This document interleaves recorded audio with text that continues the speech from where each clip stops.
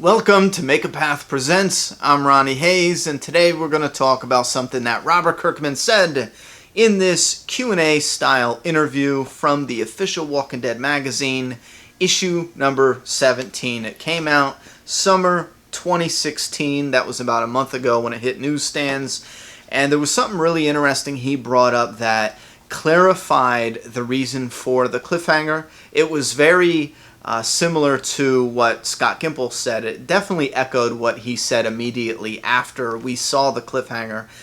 But he does go on to continue and possibly shoot himself in the foot by spoiling that Rick Grimes lives, which we all knew it just isn't Rick Grimes' time to die yet. But he does confirm that Rick Grimes will not die. And he confirms that accidentally. You'll see as we get to it. Now I'm going to read his response to the negative criticism for the question. If you guys want to pick up and read everything, you could pick up this magazine, and it's in the Kirkman Corner. Now, right to what Robert Kirkman said. If people weren't as invested in the show as they are, they wouldn't have that reaction. The internet is full of a lot of people with very valid criticisms on the finale, but you can't help but recognize in a very weird way that it's a sign we are doing something right.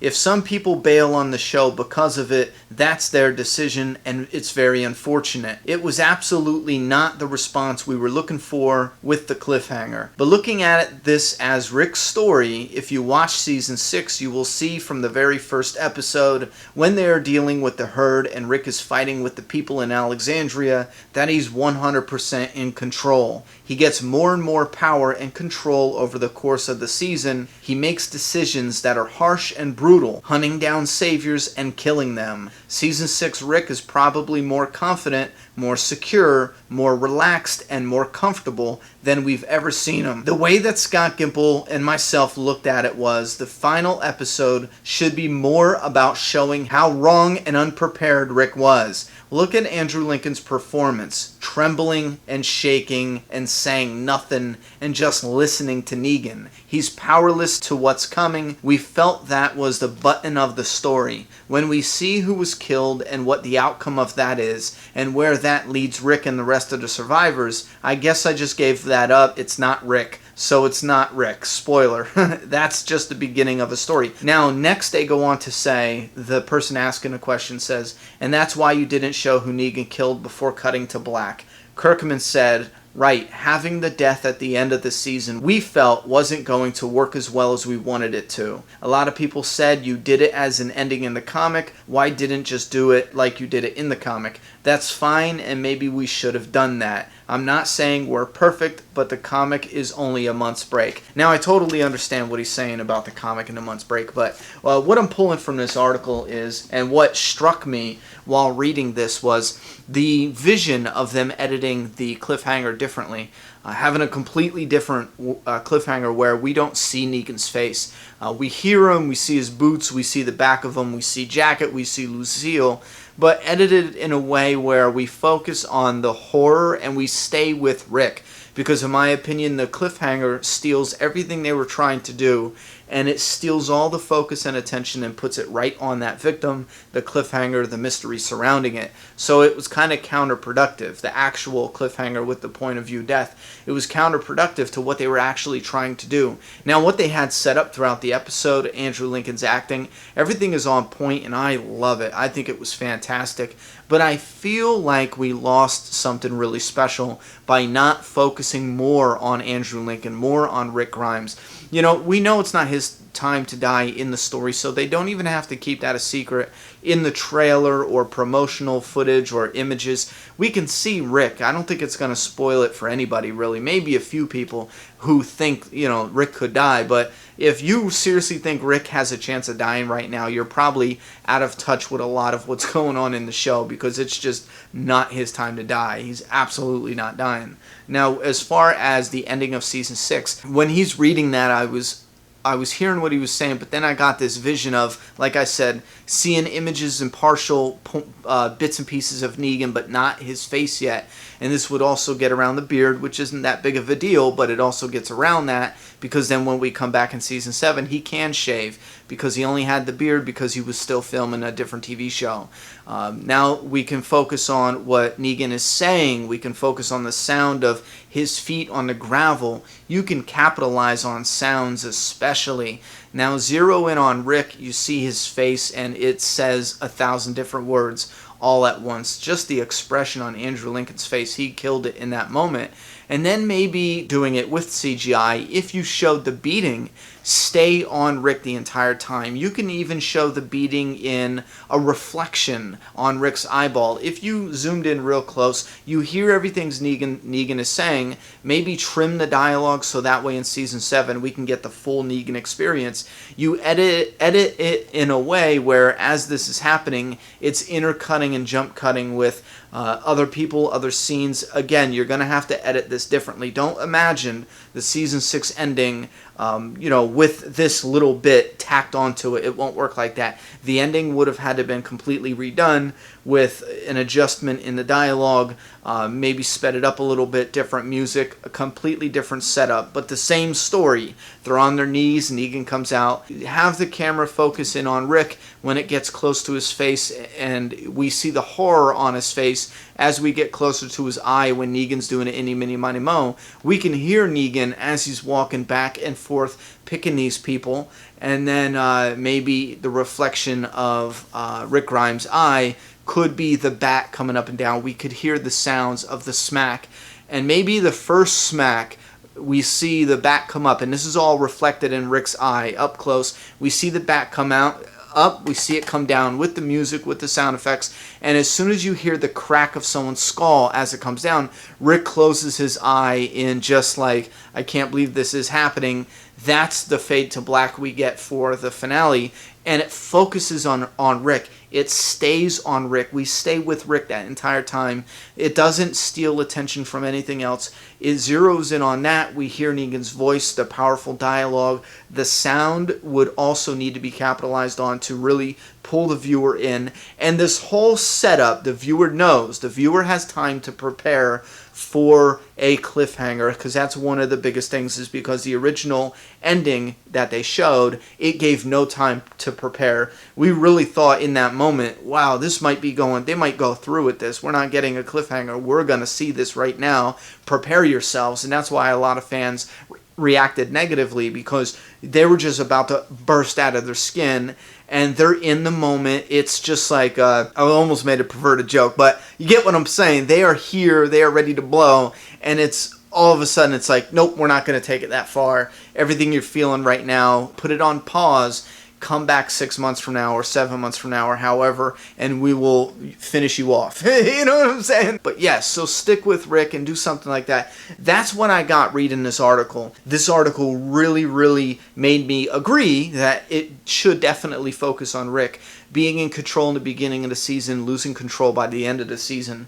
But where they lose me is where they took the attention off of Rick and they focused it on a mystery, who got killed, because it not only took away from what they were trying to show, but it took away from Jeffrey Dean Morgan's performance. When you go back and just look at Jeffrey Dean when you go back and just look at Jeffrey Dean Morgan's appearance, I've criticized it before, but I've also praised it.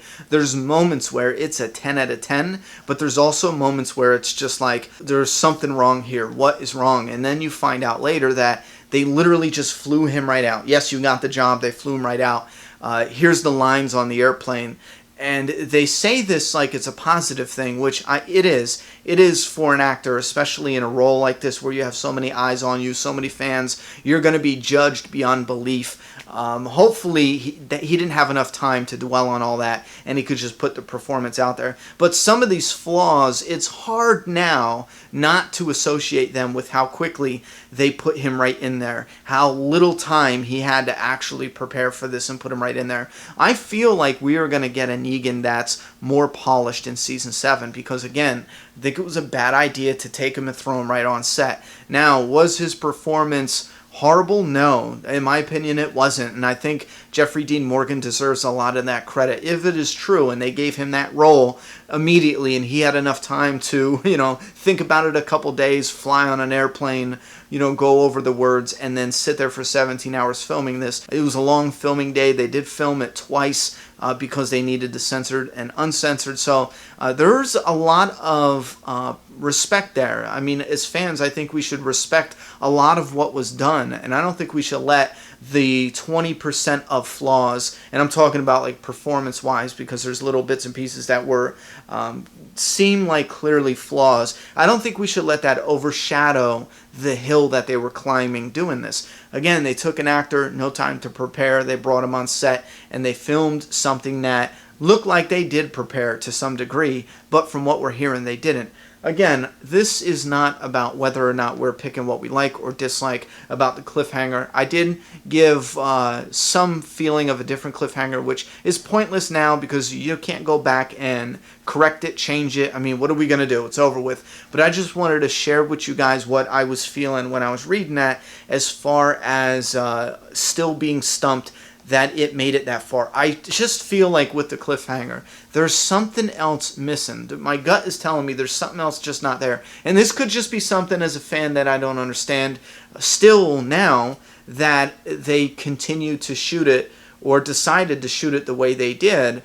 When it felt like there was a few different options they could have done that would have fit a little better to the message they were trying to put out there. And again, that could be this one opinion from one fan that is completely wrong. I still enjoy the finale, even though I disagree with the cliffhanger. So like I said, at the end of the day, even if you can pinpoint a few things you don't like, at the end of the day, it's not all that bad because I can still enjoy it. Even though I get in front of the camera and criticize the hell out of it, I'm extra hard because I love the show, but that isn't anything serious. At the end of the day, I still enjoy it. So now I want to hear from you guys. What do you think about what Robert Kirkman's saying here? What do you think about looking back on this in retrospect? Because with YouTube and with growing popularity in social media, filmmakers now have an incredible tool that filmmakers previously didn't have to a certain degree, and that is this almost unlimited resource of different opinions and ideas and criticisms and praises, what works, what doesn't work, what was looking to be so good, but this one little thing affected so much, it like rotted so much that was working. And this one little aspect rotted so much of that. I mean, it is truly very different now. And I know people will understand this more in 5 years or more in 10 years. And there might even something might even come out of this that is, in my opinion, very powerful. And that's fan ideas, which is criticized a lot, but fan ideas actually being accepted in a professional world. And I think a lot of the problems here is you'll get filmmakers or producers or whatever, they'll say, oh, what fans say don't really count because they don't do the job. So they have no idea what we're doing here. And I think that's a crime. With the creative mind, that's a crime. If you're a producer, actor, director, or whatever, if you ever look down at all fan opinions, some fans have some dumbass opinions, let's just say that right now. But if you look at all fan opinions, all critics, whatever, if they don't work in the industry as an actor, producer, director, whatever, and when we're talking creatively, right, we're not talking about technicalities of function of camera and shit like that, creatively, if you think that their opinions don't matter because they're not an actor or producer, writer, whatever, you're dead wrong, and you have some growth coming ahead of you, because the one thing you're completely forgetting is they're the ones interested, they're the customer, they're the ones buying it because they like it. And if their opinion of what they like, which is what they're spending money on, doesn't matter to you, I don't know how you're succeeding in life, in your career, I'm sorry. You must know somebody, you must be friends, or I don't know, you must have connections, because that's probably the biggest mistake I see when it comes to the entertainment industry, as far as what fans say in their opinions and everything. And my point, though, is I think that's dramatically changing right now, even though a lot of people don't see it, with social media, with YouTube.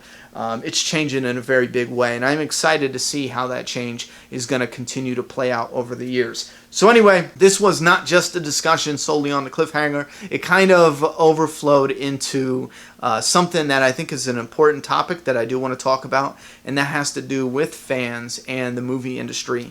Because a lot of times, especially with remakes, I'm going to go on a tangent in another video, but the problem with Hollywood remakes and reboots, if I want to do a remake of something I love, I do it because it's a passion project, because I'm a fan of it.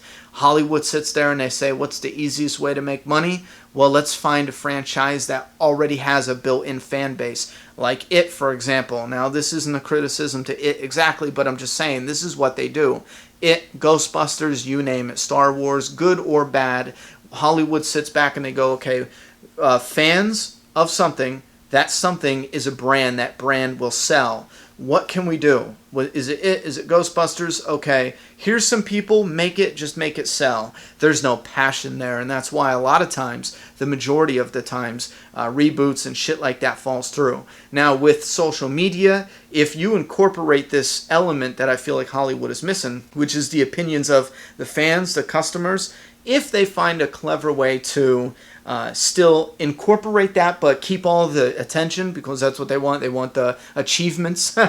If you can basically bring some kind of group of the fan base into the think tank, I think you'll find more successful reboots and remakes in the future if you get the right brains involved. That's just my opinion. It's a discussion I love having, and I will continue to love to have. If you guys want a separate discussion on this topic, let me know down in the comment box. I will love to make a follow-up video talking about all this stuff with the entertainment industry, with fans and social media, because I think there's some really important shit that you will see in the coming years that could really help the entertainment industry. Thoughts and opinions in that comment box, and do not forget, what did you think about Robert Kirkman's answers to the negative attention for the finale? And also, don't forget to pick up the recent issue. You can find it at Barnes & Noble's. For the cover will be different. It'll be the TV show cover, or go to your local comic book shop for the comic variant cover for the official Walking Dead magazine. My name's Ronnie Hayes. I'm done talking, so put your thoughts and opinions in that comment box.